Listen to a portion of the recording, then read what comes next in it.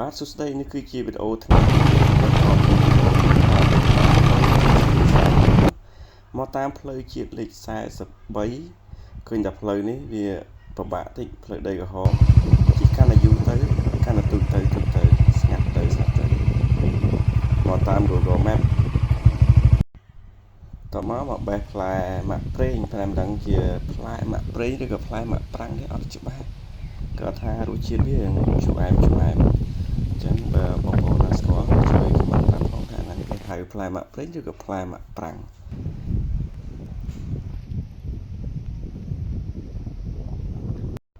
ហើយនេះគឺជាឆ្នេរកោះស្មៅ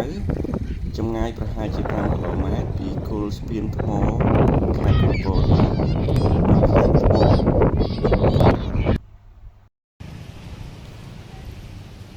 ឥឡូវមកដល់គោលដៅទី2ស្នាក់បោះតង់ថ្ងៃនេះហើយនេះគឺជាភោជនីយដ្ឋាននិងផ្ទះសំណាក់បុប្ផាព្រៃឃើញតែមានដើមឈើច្រើនត្រជាក់ល្អអញ្ចឹងបានម្ចាស់ផ្ទះសំណាក់នេះដាក់ឈ្មោះថាបុប្ផាព្រៃដោយសារតែមានដើមឈើច្រើន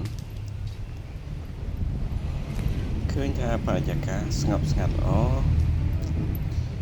អាកាសធាតុត្រជាក់ដោយសារតែនៅជាប់ជាមួយនឹងដៃព្រែកខេត្តកំពតដូចគ្នា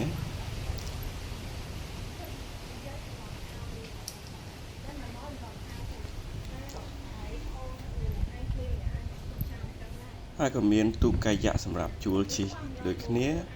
ហើយបើសិនជាយើងជិះទូកតាមដៃព្រែកទូចជុំវិញហ្នឹងទៅឃើញថាយើងជិះវិលមកជុំមកបានអញ្ចឹងកន្លែងផ្ទះសំណាក់នេះមើលទៅដូចជាកូនកោះមួយអញ្ចឹងដោយសារតែវាមានទឹកព័ទ្ធជុំវិញ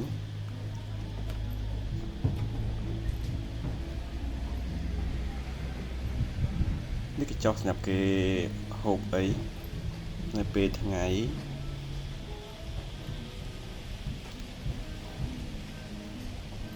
ឃើញតែទឹកថ្លាល្អមើលដល់បាត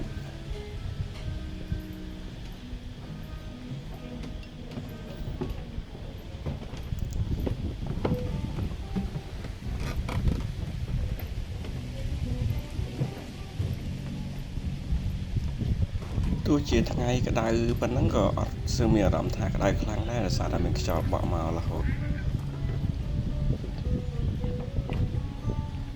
ហើយមកដល់ឈរខាងមុខនេះឃើញថាស្រឡះមុខស្រឡះមាត់ល្អដោយសារតែឃើញដៃព្រែកកន្លែងហ្នឹងវាវាលធំមើលទៅឃើញត្រយមកខាងធំដូចជាកន្លែងហ្នឹង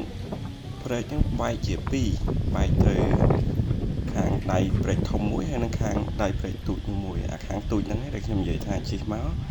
វិលមកជុំមកដល់កន្លែងដើមវិញបរទេសកំពុងតែជិះទូកកាយៈ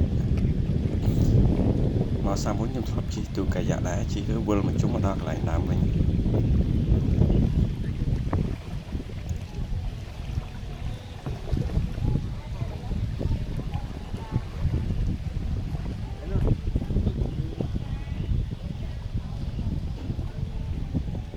ចុះនេះហើយដែលខ្ញុំ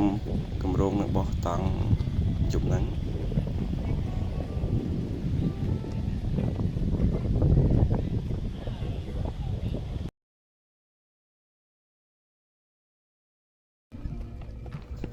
ឥឡូវកំពុងរៀបចំ set up តង់ហើយរៀបចំបោះតង់ហើយឃើញតែពេលយប់ឡើងអាកាសធាតុកាន់តែត្រជាក់ល្អកាន់តែស្ងប់ស្ងាត់ហើយមានខ្យល់មកទៀតអញ្ចឹងបោះតង់ដឹងស្រាប់ហើយបើសិនតែត្រជាក់ល្អជាងក្តៅដោយសារតែក្នុងតង់វាហុំគឺថាយប់នេះគេងលក់ស្រួលមែនតើដោយសារតែវាអត់ក្តៅអត់ហប់អីពេកមកល្មមស្នាក់បោះតង់ថាមានខ្យល់មកផងហើយវានៅពីលើទឹកទៀតប៉ុន្តែបើសិនជាអ្នកពលលោកអីតិចតួចប្រហែលជាគេងអត់កើតទេដោយសារតែថាពេលដែលទូកនេសាទដែលបើកកាត់មកវារៀងឃ្លីងឃ្លោមបន្តិចអញ្ចឹងសម្រាប់ការបោះតង់នៅលើកញ្ចុះលើក្តារអញ្ចឹងយើងមិនអាចវាយស្នឹងបានទេហើយមានខ្យល់អញ្ចឹងទៀតពេលដែលលើកឆ្អឹងតង់ហើយប្រកាសជាប៉ើងហើយអញ្ចឹងសម្រាប់បទពិសោធន៍ខ្ញុំគឺខ្ញុំដាក់អីវ៉ាន់ចូលក្នុងហ្នឹងសិនមុននឹងលើកឆ្អឹងតង់តឡើងសាច់តង់ជាប់មួយឆ្អឹងដើម្បីកុំឲ្យវាប៉ើងទៅតាមខ្យល់ហើយបើសិនជាមេឃរៀងក្តៅទេយើងមិនបាច់ដាក់គម្របពីលើនេះក៏បានដែរ តែបើមេឃយើងតិចដែរយើងដាក់ទៅការពារមកល្មមទី1គឺការពារកុំឲ្យវាតិចពេកទី2កុំឲ្យវាសើមធ្លាក់មកឬជាងការក៏អាចមានភ្លៀងអលឹមអីមកទៀតធ្វើឲ្យយើងសើមនៅក្នុងតង់ហ្នឹងអញ្ចឹង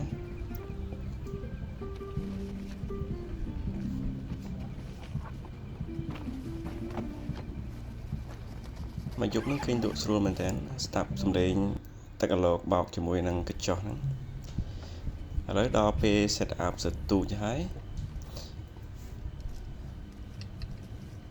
ត្រីនេះខ្ញុំធ្លាប់ស្ទូចបានគឺត្រីធំដែរដូចជាធ្លាប់ចូលត្រីអណ្ដែងគេហៅអណ្ដែងងាំងគេហ្នឹងធំមួយ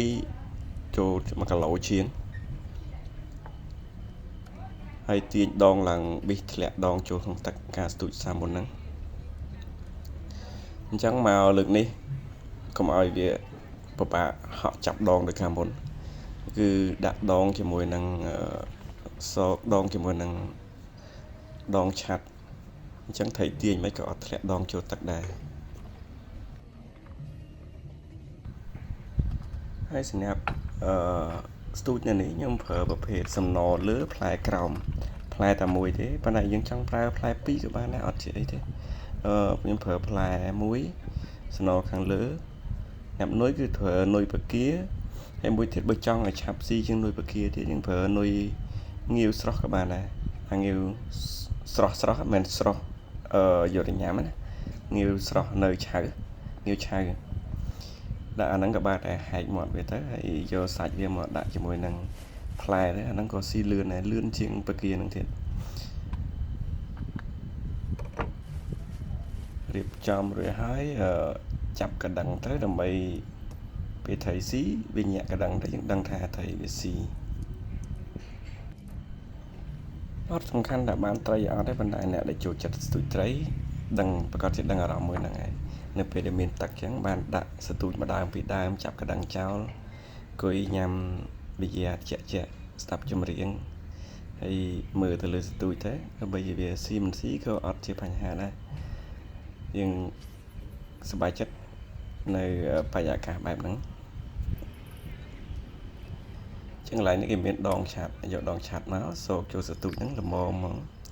ចាប់កណ្ដឹងមួយប៉បស្រែខ្សែតឹងល្មមមកដល់ពេលវាស៊ីយើងឆាប់ដឹងថាវាមានត្រីស៊ីអត់ចឹង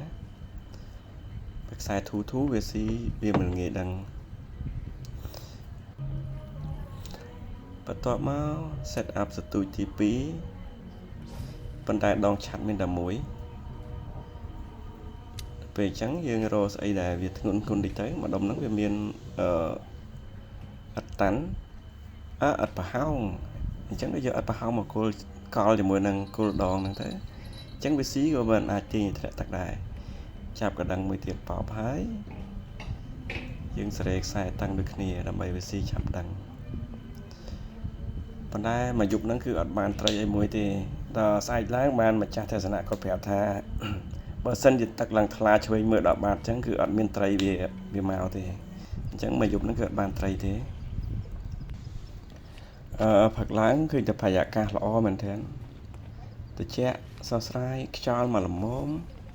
អត់ជាក្តៅខ្លាំងពេកទេដោយសារតែយើងនៅពីទឹកស្រាប់ហើយខ្យល់បក់មកតិចទៀតត្រជាក់ល្មមអញ្ចឹងបន្ទាប់ពីញ៉ាំកាហ្វេញ៉ាំអីហើយក៏រៀបចំតង់បត់ដាក់ចូលកាបូបដើម្បីរៀបចំចេញទៅផ្ទះវិញអញ្ចឹងក្នុងនេះខ្ញុំដាក់ថាកាបូបតែមួយទេទាំងក៏អាវទាំងតង់ឲ្យចូលតែកាបូបធំនឹងមួយទៅស្រួលចងដាក់ម៉ូតូបើយើងចងដាក់2 3កាបូបវាញ៉ៃពិបាកអាចនឹងរបូតធ្លាក់តាមផ្លូវអញ្ចឹងបើអ្នកធ្លាប់ជិះម៉ូតូបុកតង់បានដឹងពីអារម្មណ៍ហ្នឹងពិសេសផ្លូវពិបាកដូចជាមកពីថ្ងៃមុនពីម្សិលអញ្ចឹងផ្លូវលាក់ផ្លូវអីចឹងប្រកាសជាវារបូតជ្រុះវាទៅមកខាងអីពិបាកជិះអញ្ចឹងសេរីដាក់តាមមកកាបូបទៅវាស្រួលយើងចងដាក់ម៉ូតូក៏ងាយស្រួលដែរ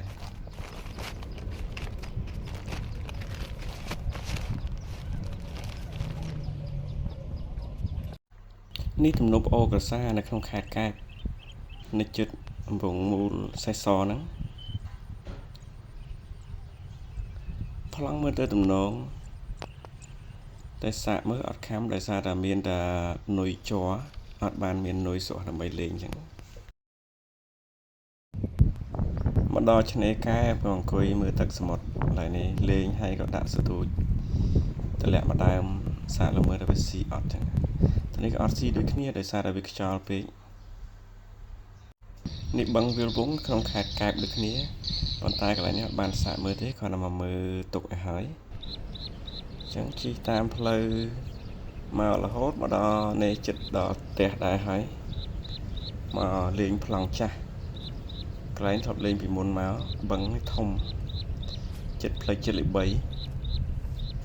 ក៏គប់សាកមើល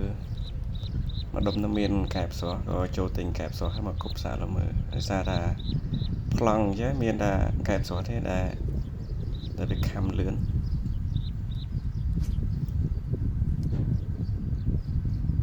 ទឹកថ្លាល្អមានស្មៅមានកញ្ឆែតមានតកូនមានសារ៉ាជាទៀតឃើញថាបើមានក៏វាធំដែរអញ្ចឹងក៏មកសាកមើលប្លង់ចាស់នោះលើមើល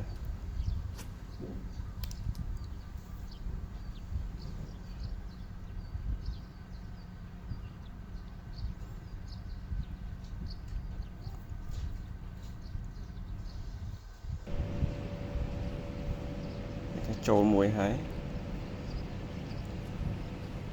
ថៃនឹងធំដែរចូលហើយក៏ទាញចូលស្មៅទៀតតចុះទៅយក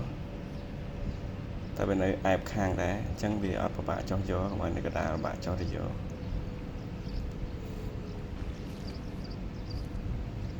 ទីបំផុតគឺបានមួយហើយតែមកដល់ចិត្តផ្ទះបានធំឃើញថាធំសម្រាប់ថ្ងៃនេះផ្លេចជាលេខ31កន្លងផ្ទះ